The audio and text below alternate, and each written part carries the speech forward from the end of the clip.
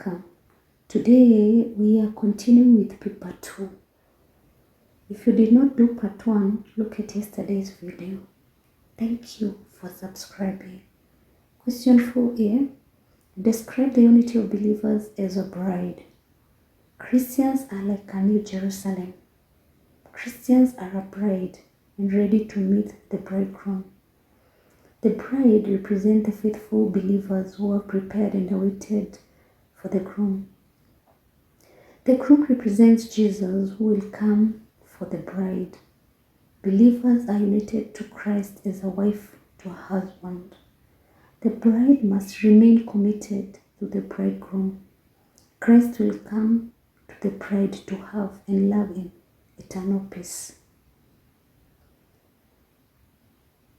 Question 4b. Identify the elements of the fruits of the Holy Spirit. Love, joy, patience, humility, goodness, kindness, faithfulness, honesty, generosity. 4c. Explain the causes of disunity in the church today. Doctrinal issue, generation gap, misuse of church funds, gender discrimination, tribalism, permissiveness in the society, immorality. Question 5a. Explain 6 Christian teachings on human sexuality. Sex is a gift from God. Sex is sacred. Sexuality is a gift from God. Sexuality is sacred. There is equality between male and female. Sex is for procreation. Sex is for continuity of human race. Sex is to be used in marriage. Male-female relationship complement one another. Irresponsible use of sex is condemned. Sex is an expression of love. Human beings have the ability to control sexual desires. Man and woman were created in the image of God. Question 5b. State reasons why Christians work. To satisfy our basic needs. To utilize and enhance our talents. To give various essential services to the community. Give life direction. Give meaning and dignity to life. To acquire wealth. For self-satisfaction and fulfillment. To socialize and grow as a member of the community. To empower the environment and care for it. Question 5c. Explain causes of child labor in Kenya today. Poverty, parental negligence,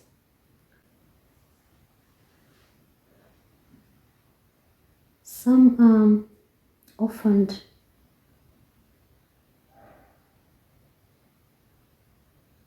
due to the HIV/AIDS, school dropouts, if some are influenced by peers, desire to acquire material wealth, failure of the law to protect the child. Question 6a. Explain Jesus' teachings on wealth. Wealth is a blessing from God. Wealth makes people forget God. All the wealth belongs to God. We should use our wealth to help the poor or the needy. The earthly wealth is temporary. Christians should seek heavenly wealth. Christians should use their wealth to glorify God. Christians should work hard to acquire wealth. 6b. State several rights of employers. Not to be overtaxed by the government. Get profit from their business. Association with other employers. Expert loyalty from employers. Operate without being blackmailed by trade unions. Their rights to be protected, or their business to be protected by the government. They have a right to demand quality service from the employees. They have a right to hire and fire employees. They have a right to be protected by the government. Question 6C outline ways in which leisure is misused in the society today. Idling, people wasting time doing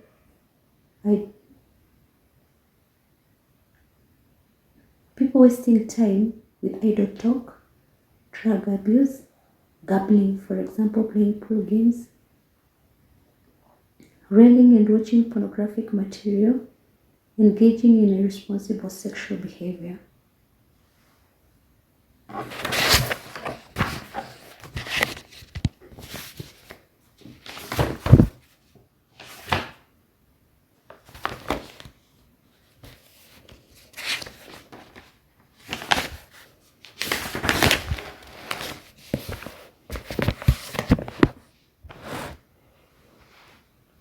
B. Explain the unity of believers in the analogy as explained in the analogy of the body of Christ. Explain the unity of believers as explained in the analogy of the body of Christ.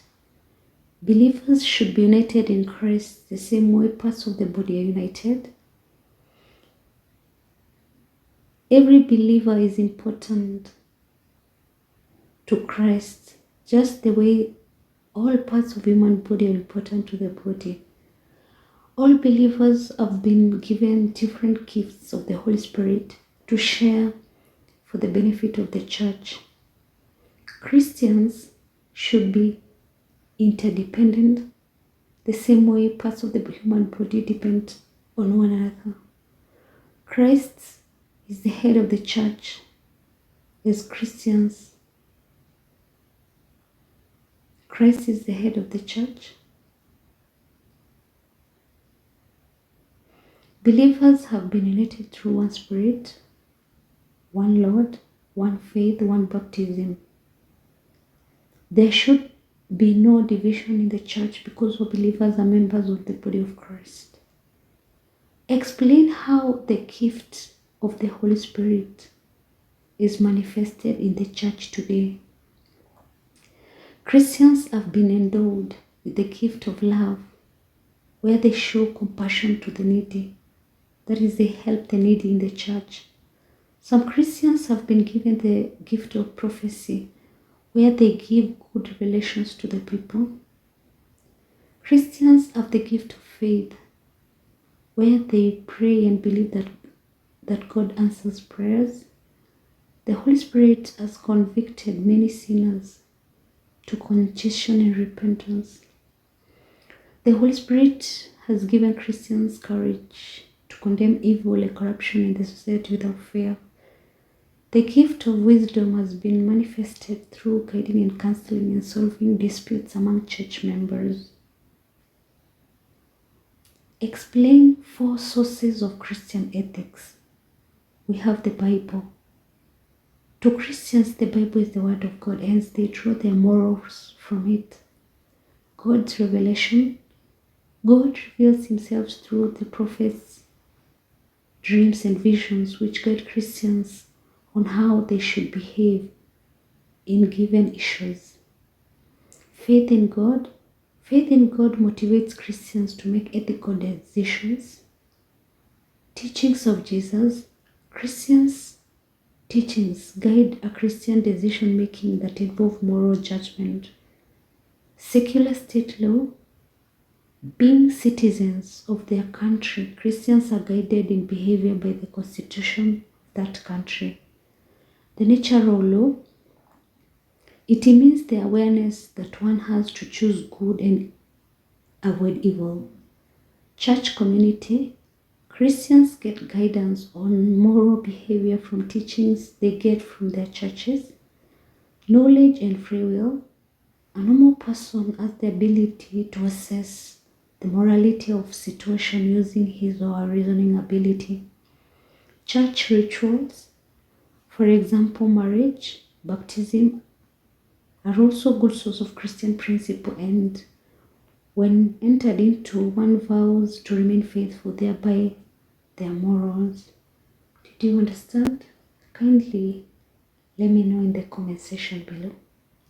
Also, let me know what video you can look at tomorrow. Thanks a lot for subscribing and listening to me. God bless you.